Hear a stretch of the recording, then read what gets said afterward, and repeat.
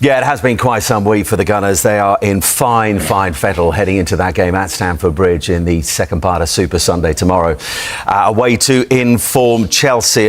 Tim, just to reel off some of the stats for Arsenal so far this season. I mean, compared to last season at this stage, they're 7 points up on that, unbeaten in the last 16 games in all competitions, won just the 14 of those. Only 3 defeats in the last 40 Premier League games. So no huge surprise at the moment in terms of where the bookmakers think the title is going. They think it definitely is going to North London and the red half of North London for the first time in 21 years. And you were sat in that seat a week ago where you said, win the North London derby, they will win the Premier League and they'll win it for years and years to come. Still stand by that. I assume after that performance on Sunday, you absolutely stand by it. I just thought it was a huge game of football. I thought if they lost this game, they were going to the one against Chelsea tomorrow and it would be a very difficult game for them. I think they'll win their game against Chelsea now. I don't see anyone challenging them this season. I think the nearest challenges will come from the team who have got the experience to be able to win the league, which is Man City. I think they will come nearest. But we all talked about, can they deal with the injuries? They've ticked that box now. They've covered that. He can't do it without Gabriel. And Capia comes in. He's magnificent. It was seamless to change. He couldn't do it without Odergard in years gone by. They can do it without anyone now. They got players like Declan Rice, he's an AI player. I mean, if you had to make a player, an absolute superstar. It's the first AI reference I think we've had regarding a player. For a manager's dream, I mean, this kid has got everything. You got Timber, who's probably the best fullback in the world. You know, for me, they're just incredible footballers, and they've got. The only thing that's missing is they haven't done it. And if they do get over the line, I think everyone's got a problem. We know how difficult it is to win back-to-back titles. But the eyebrow-raising bit of what you said last week wasn't that you think they'll win the title, because I don't think many, based on their current form, would disagree with that. But you said this was the big Merson-style claim in his chair. They'll win it for years and years to come. You think that as well still? Yeah, of course. Why might we have said that at Liverpool this time last season? Yeah, we would have done. So what's the difference here? Well, we just covered that. I think there was... No, but in terms of Arsenal, how Arsenal do you young see enough. them being? They've got the quality, they've got the strength in depth, they're young enough. I think Gyökeres is a question mark. I think they still think they need a centre forward at this present moment in time. I haven't seen enough of him, but if he comes, you know, players, Kai Havertz, who hasn't even got changed yet, you know, so they've got ability to be able to do it. The only thing that was missing, we'll all say, is they haven't done it. Yeah. But once they do it, the experience of having done it, I think they're capable with the young group of players and a very young manager who's still got the drive to go and win it again. Because he'll be just like Pep Guardiola. He won't say, oh, got there. Let's have a relax now. He'll be like, right, on to the next. On to the next. They're capable. We know how difficult it is. There's only Man City and Man United ever won back-to-back. But I think if they miss out a year, I think you'd be there or thereabouts and they'll go again. What I'm saying is in the next 10 years, I think they're capable of winning it 5 times. And Bordy, listen, Tim, and we've spoken about it a lot, that strength in depth they've got this season. But something else that strikes me that seems to be different about them this season is they look mentally a different beast at the moment. Would you concur with that, or still too early to make that kind of call? Listen, I think they've been like that for the last couple of seasons. When you look at what the Manchester City team had to put up to stop them, Liverpool had to put up to stop them. I mean, that was levels that we don't often see. This Arsenal team, when you go back, and I think everybody thought a couple of years ago they were going to arrive. They had a couple of bad injuries, and all of a sudden it derailed their title challenge. That ain't going to happen this year because they've got more players out than what they did back then, and they're still winning games comfortably. I mean, when you look at the performance on Wednesday night, everybody before that game was saying, Bayern Munich, one of the favourites for the Champions League. The second half, they ran all over the top of them. Just dispatched them, didn't they? Could not get near them. Could not get near them. Albeit, listen, Bayern Munich, I thought the first half, done reasonably well. But the big thing for me would be as well that, usually when you've got top teams that dominate the ball and they'll suffocate teams, Bayern Munich had more possession than Arsenal. They knew exactly what they were doing. We'll sit in, and then we'll hit you in the counter-attack and score the goals that they did. And the options they've got all over the pitch is incredible. Yeah. I mean, you've seen it. Even Lewis Skelly, he's been in and out of the team. He's not played a lot of football recently. But as soon as Calafiori had come onto that pitch on Wednesday, they just went again. He gets the assist. There's a physique about them. They're very difficult to stop. They can create chances, they can score from set plays. Right now, they are the perfect team. And what they also have, Sue, it seems at the moment that they've got that balance. They've got really, really good competition for places, but they just feel like they're all pulling in the same direction. So when players are on the bench, like Madueke, who'd come back, was midweek. Gabriel Martinelli back and on the bench as well. They look at that rather than a blow. Obviously, everyone wants to start, but a chance to contribute later on. And indeed they do. Madueke comes on, scores his first goal. Gabriel Martinelli scores a goal as well. It just feels as a unit, as a whole now, they're absolutely pulling in the same direction. Yeah, I think they've got that sort of healthy competition, haven't they, now for places, and the squad depth has been a massive positive for them. Because I think when you look at previous seasons, when they've lost key players, it's really affected them, whether it's Odergard, whether it's Saka, whether it's one of the centre-backs. But now they've got players to come in and replace them, and not just replace them and be not as good as them. They are as good as them. They've got that sort of real quality. So, like Boydie said, so many players out, and yet they're continuing to win games. So I think the recruitment's been excellent. You know, we spoke about Liverpool's recruitment. You know, it may come good, but you look at Arsenal's and you just think it's complemented the players that are already there. The likes of Zubamendi coming in, it's then been helping Rice so he can kick on and further his game. So I think everything, like, you know, we've all spoken about Arsenal the last few weeks. They do look the perfect team, and they've got a bit of everything, haven't they? So we've spoke about, you know, where we've said, they score a lot of goals from set pieces. They can still play teams off the park if they need to. They can still go from back to front quickly if they need to. Yes, they'll score set pieces and be very strong at that, but they've just got a bit of everything. So, yeah, certainly the team to beat, and they've been outstanding. Well, I think we are all there, and they are there because they fully deserve what they are, what they have done in the last few years. I think the squad that they assemble, the numbers that they have, the amount of quality, the manager and the coaching staff that they have, you know, it makes sense that what is happening there is very, very positive, and they deserve to be there. It's one of the teams that I enjoy the most watching, and they have a lot of fluidity, they have a lot of threat, they have a lot of individual talent. They are very clear what they want to do, and yeah, that's why they are very tough. Mikel Arteta, I don't know what you think about this part. Really giving it, a little bit of like, a bit of pressure towards Chelsea there. What do you reckon? Definitely. He's getting it every week. They're at the top of the league, etc., etc. He'll really just palm it out a little bit of that pressure. Yeah.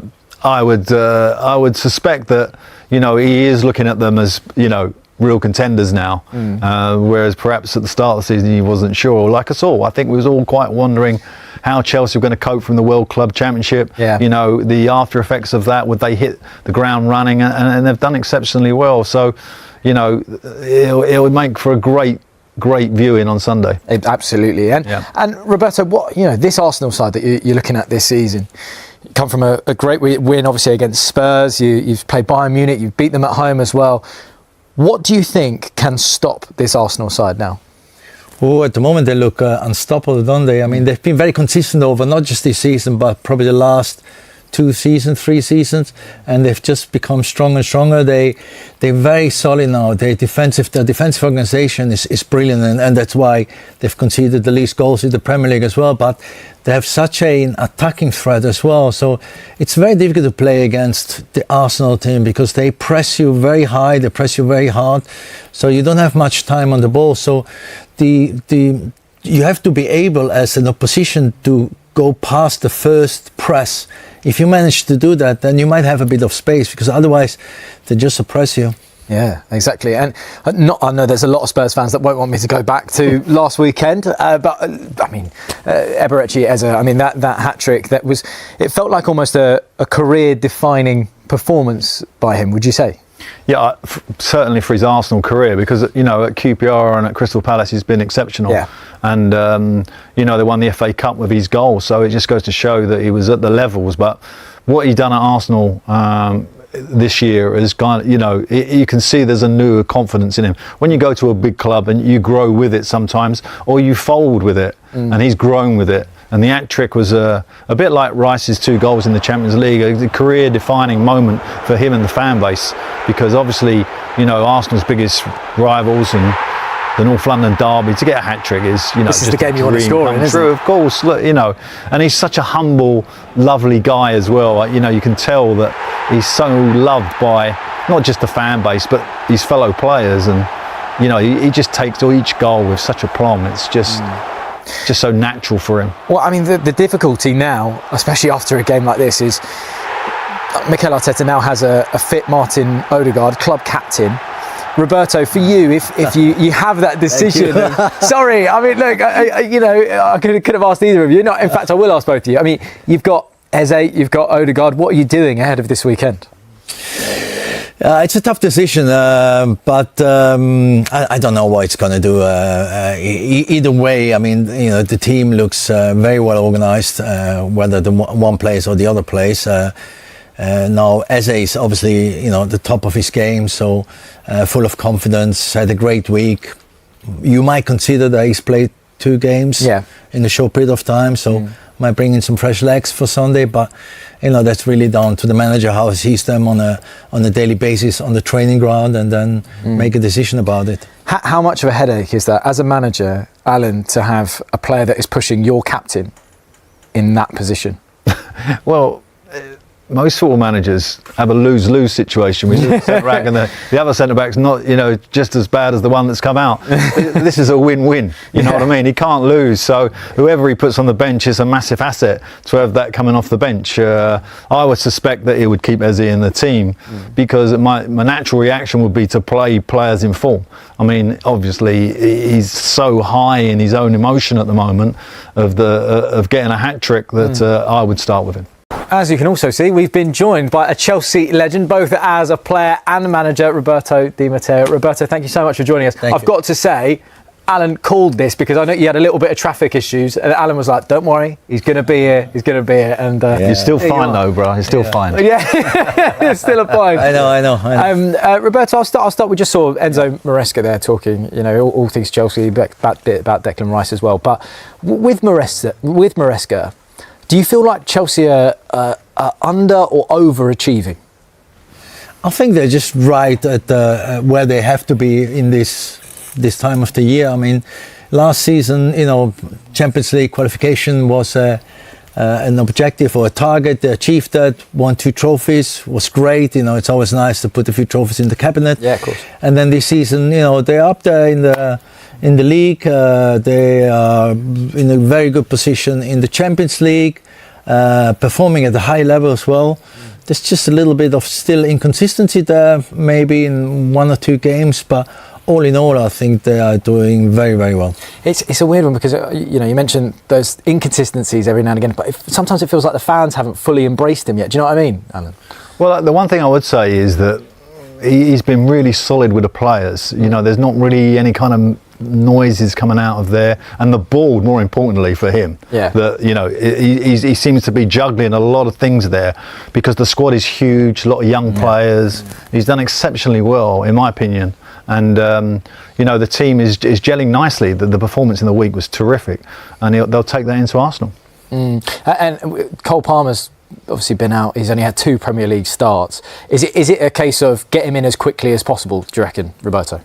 I wouldn't expect him to start on Sunday because he's been out for a while now, and also the team has been performing extremely well, so it'd be a surprise if he's on the starting lineup. But he's a player that he can unlock a game. He's a player that has done some marvellous stuff for the club, and it's good news that now end of November he's available again, because now then the Christmas period is coming out with many games, so you need all your players available if possible. Yeah, Alan, what would you say? I mean, he's been out. Obviously, Chelsea have been on this good run of form. Like they're second in the table, as we say, playing well in the Champions League. All of a sudden, Cole Palmer becomes available. Physio saying to you, he's fit to start. What are you doing? He goes on the bench. I mean, Roberto, I tell you, the one thing that you're under pressure on as a manager is to play too early, and he gets an injury, play him full 90 minutes at that level. So to introduce him, particularly on the back of a winning team, is like the perfect scenario. So if the game's not going so well with 20 minutes to go, it will lift the stadium, and lift the team, because obviously he's an exceptional talent. Well, there was one talent you were talking about as well, Esteval. Wow. And I think you're right. I think it's that thing with a player like that really just lifts not just the players around him, but the crowd. Yeah. I mean, I was doing a commentary there, and Esteval, I've never heard, and Roberto probably backed this up, I've not heard the excitement from Chelsea fans for a long time. Maybe going back to even Hazard when he first arrived, the level that he produces. He come on against Wolves and changed the game. He's got exceptional talent and so quick over that sort of first 2-3 yards. that he's almost impossible to defend. So outside or inside, whichever way he's going to go, it's very difficult to stop him. He has a confidence about him. He's starting for Brazil at such an early age. It's just a terrific prospect. He's become Brazil's penalty taker as well. He's 18 years old. Roberto, have you been surprised? Seeing someone come from Palmeiras, straight from the Brazilian league into a title contending Chelsea side, and he's adapting so well to the Prem. Yes, I was surprised. It amazes me how mature he is for his age. I watched him in the summer in the FIFA Club World Cup when he played there for Palmeiras, but to expect him to come to England, a new country, new language, new environment, and then start off so well, that did surprise me a little bit. But you meet him, and he's a really humble guy, and he's got a great family behind him, around him. So he's very settled in here in London or in Cobham, and so and he's an exciting player. When I first watched him in the States, I was like, wow, this is special talent. And he's slowly developing because, let's not forget, he's still very, very young. Yeah. But he has so many skills and attributes, and he's only going to get better as well. So he's going to be a top player. Yeah, absolutely. As a manager, right, this may seem like a silly question, but if the game's a little bit dull, you are looking for that injection. Are you thinking about a player that the crowd all of a sudden are going, we've all been waiting to see him? Well, of course, you always got that in the back of your mind, a sort of armoury as a manager, to kind of have a player that can lift the stadium. I had a talent at Newcastle in Ben Arthur who had the excitement around him was like perhaps above his ability even. Yeah. But it just is, and it just creates such a presence when he enters the field, etc., etc. But Palmer is a player that also carries that. So Chelsea are lucky; they got two really outstanding players, young players, who can lift a stadium, whether they're on the pitch or coming in later. It's a great asset. It really is. Well, look, we've spoken a bit about Enzo Maresca, but Mikel Arteta is also an admirer of the Chelsea head coach. He said today he loves watching Chelsea play. Mikel Arteta has made it clear that Arsenal will need to unleash their complete player against Bayern Munich. The Gunners host the German champions at the Emirates Stadium on Wednesday, and one man in particular could be decisive. Eberechi Eze, described as a very complete player by teammate Mikel Merino, is emerging as one of Arsenal's most dangerous weapons ahead of their Champions League clash with Bayern. The 27-year-old announced himself in North London with a stunning hat-trick in his first derby since arriving in a £67.5 million move from Crystal Palace. His 3 brilliant goals dismantled Tottenham, and truthfully, he could have scored even more. Merino believes every one of Arsenal's 8 summer signings has lifted the squad's level, helping the team build a 6-point lead at the top of the Premier League. But Wednesday's matchup is different. Bayern Munich, the reigning Bundesliga champions, represent the toughest test yet for Arteta's side. Speaking after the win over Spurs, Merino praised Eze's qualities and hinted at the impact he could have in such a high-stakes European battle. "We've brought in a lot of players who can make a difference. But you can see that other teams have spent big as well," the Spain international said. "Individual brilliance can win matches, sure, but in the end, it's the team that matters. If you have great players who don't connect, that's a problem. The good thing about this group is that everyone thinks about the team first." When asked about Eze specifically, Merino didn't hesitate. "I think he's incredibly complete. He can dribble, he can pass, and his technical quality is outstanding. In Spain, we always talk about players who can connect with others. He has that naturally. He grew up with that instinct to link play, move the ball, and build relationships on the pitch. He also has the mindset to get involved, demand the ball, and influence the game. At the same time, he's strong, he can take players on, and he can finish. He's a truly complete signing." Merino also touched on how the modern game often reduces players to simple numbers. "These days everyone judges players by goals and assists, that's just how it is.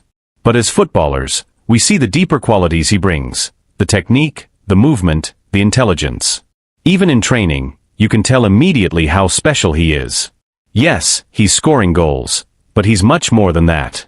He's an exceptional player, and we're incredibly lucky to have him. He can play in several positions and adapt to different systems. He's been a huge addition for Arsenal." Beyond the technical qualities, Merino believes Eze's attitude, and the healthy competition within the squad, will be crucial in Arsenal's title push. You can hear the calm in Eberecki's voice and see it in the way he carries himself. He's confident, grounded, and every morning we sit together in the sauna at the training ground and talk about everything, he added with a smile. He's a great guy, already fully integrated, and we need players like him. Competition is fierce. There's so much quality in this squad. That's exactly what the manager wanted, as many top players as possible, all ready to play. It makes his decisions tough, choosing who starts and who doesn't, but it also pushes every one of us to give our best in every session. And that's why we're improving as a team. As Arsenal prepare for Bayern's arrival, Arteta is facing one of the most delicate balancing acts of the season.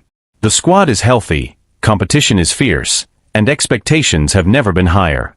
But behind the scenes, there is a growing sense that Iza's versatility and calm presence may be essential against a Bayern side known for controlling the tempo in big European nights. Arteta himself has hinted at Iza's importance without naming him directly. After the Tottenham victory, the manager spoke about the need for players who can break pressure, dictate rhythm, and stay composed when the game becomes chaotic. Those inside the club believe those comments were aimed at Iza as much as anyone. The coaching staff has been particularly impressed by how quickly he has adapted to Arsenal's positional play structure, a system that demands far more tactical discipline than what he was used to at Crystal Palace. Analysts at the club point to his growing influence not only in the final third, but also in build-up phases, where his ability to glide past pressure could help Arsenal bypass Bayern's aggressive midfield line. There is also an awareness that Bayern's fullbacks tend to push high, leaving spaces between the lines. Iza's skill set, sharp turns, deceptive acceleration, and precise final balls, could be exactly what Arteta needs to exploit those gaps. Outside the club, pundits have already started circling Wednesday's match as a defining moment for the £67.5 million signing. Some believe that if Iza can impose himself on a Champions League quarter-final against Bayern Munich, it will confirm his arrival among Europe's elite creative players. Former players have echoed that sentiment. Several ex-Arsenal figures, speaking on television over the weekend, highlighted the need for someone who can change the temperature of the match with a moment of calm or an unexpected burst of creativity. Iza, they argued, is one of the few in the squad capable of both. Meanwhile, Bayern Munich come into the match with their own confidence.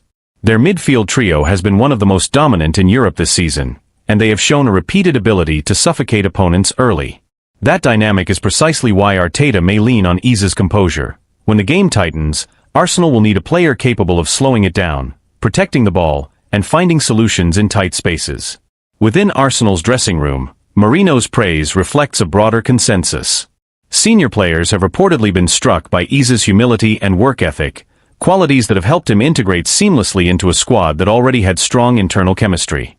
Staff members describe him as someone who never forces the game and lets the match come to him, characteristics that could prove invaluable in a high-tension Champions League tie. As kickoff approaches, the narrative surrounding the match has shifted. What began as a test of Arsenal's resilience has quietly become a spotlight on whether Iza can elevate them in Europe the same way he has in the Premier League. For Arteta, the equation is simple. If Arsenal are to overcome Bayern, they will need more than intensity. They will need control. They will need creativity. And increasingly, they will need the completeness Iza brings to every phase of the pitch. Whether he starts in a wide role as a floating midfielder, or even as an interior playmaker, the expectation is the same. Iza will have to find the spaces others cannot, and influence the game in ways that statistics alone will not capture. The stakes are high, the opponent is formidable, and the spotlight is intense. But within the walls of London Coney, the belief is growing that this is exactly the kind of stage Eberecki Iza was signed for. Martin Odergard is nearing a return to action after suffering a medial collateral ligament injury in Arsenal's 2-0 win over West Ham earlier in October. Yet, 3.5 years after Mikel Arteta named him captain, the Norwegian finds himself in an unfamiliar position. His place in the starting lineup is no longer guaranteed. For the first time since joining the club permanently from Real Madrid in August 2021, there is real debate over whether he remains an automatic choice for Arteta's 11. Odegaard, now 26, has been central to Arsenal's resurgence under Arteta, the conductor who shaped the team's rhythm through some of their most fluid football. But this season, the Gunners have been forced to navigate long stretches without their captain, first due to a shoulder issue that kept him out of 4 matches in September, and then because of the knee collision with West Ham's Crescencio Somerville that sidelined him again. And during his absence, something significant happened. Eberecki Iza stepped into the spotlight. Iza's sensational hat-trick in the North London Derby has complicated the picture. Now thriving in a central role, the England international has given Arsenal a different kind of presence around the edge of the box. A blend of unpredictability, directness, and two-footed confidence that opponents struggle to contain. He may not control games with the same metronomic precision as Odergard, but he offers a spark, a willingness to take risks at moments when Arsenal need a jolt of creativity. After such a standout performance against Tottenham, it feels almost impossible to imagine Arteta leaving Eze out. The manager has always had a soft spot for players riding a wave of confidence, and Eze is currently surfing at full height. There was a similar situation back in September, when Merino was handed a start against Manchester City after scoring 4 times in 2 games for Spain, including a hat-trick against Turkey. Arteta doesn't hesitate to reward form. Eze has carried that form onto the international stage as well, recently scoring a stunning goal for England in a 2-0 win over Serbia in the World Cup qualifiers at Wembley. Though he can play on the left, it has always been clear that Arteta brought him to the Emirates to operate in midfield. And with Declan Rice and Martin Zubamendi near untouchable in the double pivot, the odds of Eze and Odegaard consistently starting together seem slim. That leaves Odegaard in an unfamiliar position. He needs minutes to rebuild sharpness, yet Arsenal's medical team won't rush him. The plan is likely to ease him back through short substitute appearances before restoring him to larger roles. But even once fully fit, Odegaard faces genuine competition, because Eze has shifted the landscape. His arrival has raised the team's ceiling, and his performances have earned him the right to keep his place. Before the dismantling of Tottenham, Eze had scored only twice for Arsenal, one against Port Vale in the Carabao Cup and another versus his former club Crystal Palace, a clever finish that sealed victory. Now, with 5 goals across all competitions, he sits just 1 behind Odegaard's total from last season, when the captain made 45 appearances. Odegaard's 2023-24 numbers were outstanding: 11 goals, 12 assists, influence written across every competition. That is the standard he must match again if he wants to reclaim his spot, because Eze is hungry, confident, and eager to impress ahead of next summer's World Cup.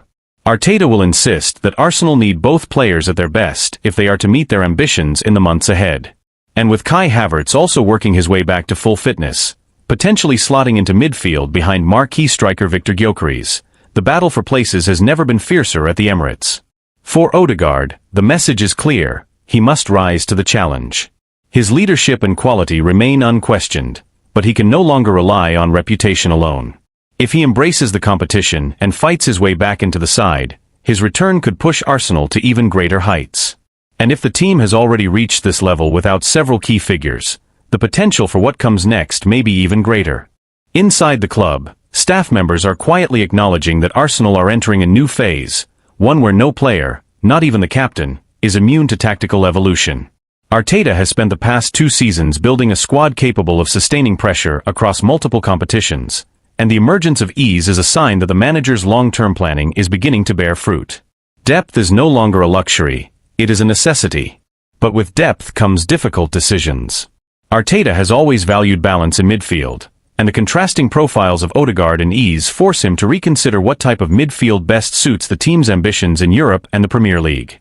The technical control and spatial awareness that Odegaard brings have defined Arsenal's identity under Arteta. Conversely, Eze's dynamism, physical presence, and unpredictable touches give Arsenal a new dimension, especially against teams that sit deep or defend aggressively in central areas. This internal shift has also caught the attention of analysts and former players. Several pundits have begun to question whether the captaincy should guarantee a place in the lineup, especially at a club with ambitions of challenging for the Champions League. Others argue that Odegaard's leadership is too valuable to sideline, pointing to the standards he sets in training and his influence over younger players. Those debates are already spilling into the media, and they will only intensify as the season progresses. There is also the tactical question of whether Arteta might eventually experiment with a system that accommodates both Eze and Odegaard, something he briefly attempted earlier in the season during the win over West Ham. But with Rice and Zubamendi forming an almost impenetrable midfield pairing, any reshuffle risks destabilizing the defensive structure that has made Arsenal one of the most resilient teams in the league. The manager has hinted that he is open to adjustments, but only if they enhance the team's overall cohesion. For Odegaard himself, the challenge is as much psychological as it is physical. He has worked hard to cultivate an image of calm authority, a leader who raises the level of those around him through clarity and consistency. Now he must show that he can adapt, compete, and respond to adversity. His teammates still speak of him with admiration, describing him as one of the most studious and detail-oriented players at London Coney. They believe that once he regains full rhythm, he will naturally reassert his influence. Yet even they acknowledge that the landscape has shifted. One senior player privately remarked that, "The team is different now, ease has changed what we can do in the final third." That sentiment reflects not a lack of faith in Odergard, but an understanding that Arsenal have evolved while he has been sidelined. For Arteta, the ideal scenario is straightforward: a fully fit Odergard competing with a fully confident ease, creating a level of internal competition that lifts the entire squad. The manager often speaks about the need for healthy tension among his players, pressure that keeps standards high without fracturing unity. The arrival of Victor Gyökeres, combined with the recovery of Havertz, only amplifies that dynamic. Arsenal's season will almost certainly hinge on these midfield decisions. With Champions League knockout matches approaching and the Premier League title race tightening, Arteta must decide not only who starts, but what kind of identity he wants his team to carry into the defining months of the campaign. The next few weeks will reveal whether Odegaard's return sparks a resurgence or a battle for relevance. If he manages to reclaim his place, it could serve as a reminder of why Arteta trusted him with the armband in the first place. If he struggles, it will underline how rapidly Arsenal are progressing, and how little room there is for sentiment at the highest level. Either way, the captain's response will shape not just his future, but the trajectory of a team that believes it is on the brink of something significant.